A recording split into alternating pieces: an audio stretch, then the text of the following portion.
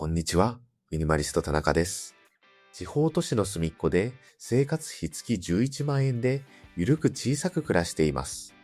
このラジオはミニマリズムで社会のスピードから降りて自分を取り戻すことを大きなテーマに、Kindle 出版で30冊以上の著書を持つミニマリストの僕が無理しない生き方やミニマルに暮らす方法などについてお話ししています。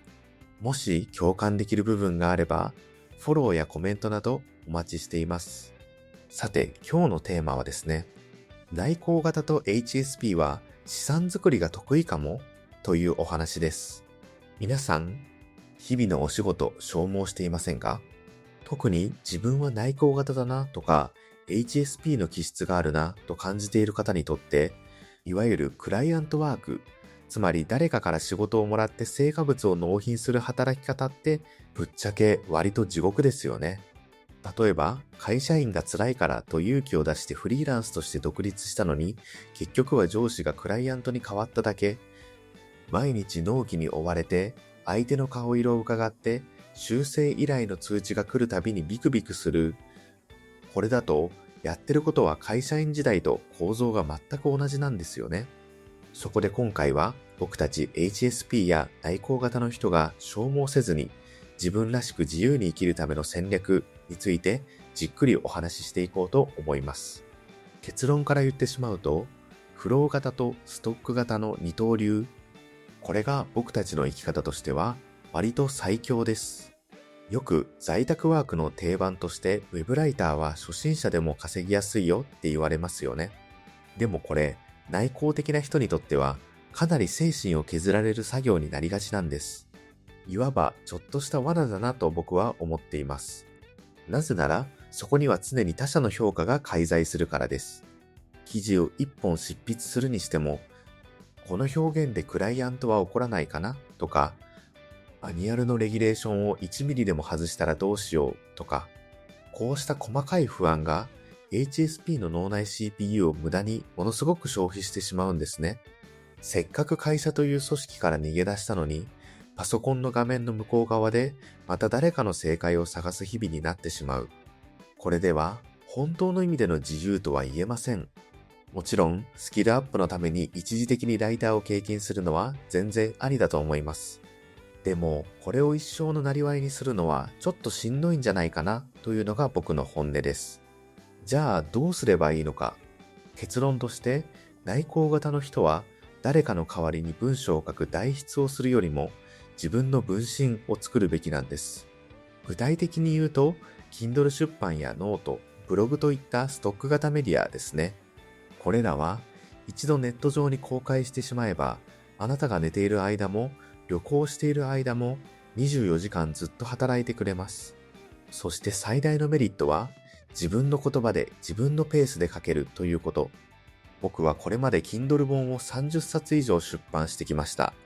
そこでは誰にも修正指示を出されません。100% 自分の哲学、自分の好きなことだけを詰め込むことができる。この作業ってシンプルにめちゃくちゃ楽しいんですよ。HSP の人は世界を人一倍高解像度で見ているという強みがあります。他の人が気づかないような微細な変化や深い感情をキャッチできる。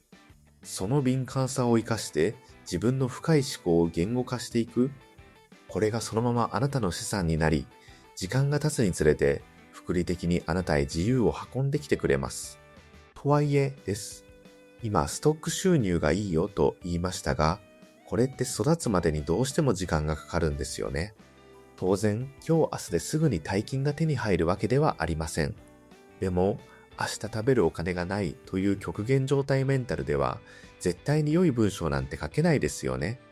そこで登場するのが、今すぐお金になる不労収入としての Uber Eats のようなストレスのない仕事です。僕はこれをただの労働ではなく、戦略的な集金活動、あるいは攻めの撤退と呼んでいます。僕にとってなぜ Uber Eats が HSP の天職なのか、理由は3つあります。1つ目、人間関係がほぼゼロであること。2つ目、運動になってメンタルが整うこと。3つ目、働きたい時だけアプリをオンにすれば OK なこと。上司もいないし、だるい会議もありません。お預かりします。ありがとうございました。っていう最低限の挨拶だけで完結します。この精神的コストが限りなくゼロに近い低空飛行の働き方で、まずは僕のように月11万円の生活費をパッと確保してしまう。ここが消耗戦から抜け出す自由への第一歩になります。つまり、僕が提案したいのは、現代版の二刀流の生き方です。ストレスのない Uber Eats のような仕事で今のお金を稼ぎつつ、空いた時間にキーボードを叩いて、Kindle やノートで未来の自由を作っていく。このバランスが僕たち内向型の精神的な安定にものすごく直結します。ストック収入が最初は月1万円だったのが5万円、10万円と育ってくるにつれて、その分 Uber Eats の労働時間を減らしていけばいい。生活コストをあらかじめ月11万円まで下げておけば、そのゴールって割とすぐに手が届くところにあります。大切なのは、嫌ならいつでもやめられるという拒否権を持つこと。そのためには、依存先を特定のクライアントにするのではなく、Amazon や Note という大きなプラットフォームへずらすのがコツです。巨大な土俵をそっとお借りして、静かに自分の価値を置いていく。これが内向的な僕たちが消耗戦から降りるための唯一にして最強の戦略だと思っています。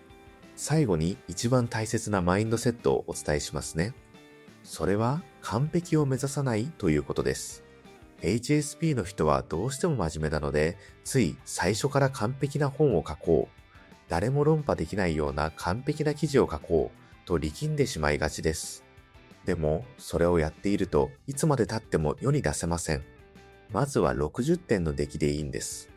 60点でいいから、まずは世の中に放流してみること。書くことって脳内の断捨離と同じなんですよ。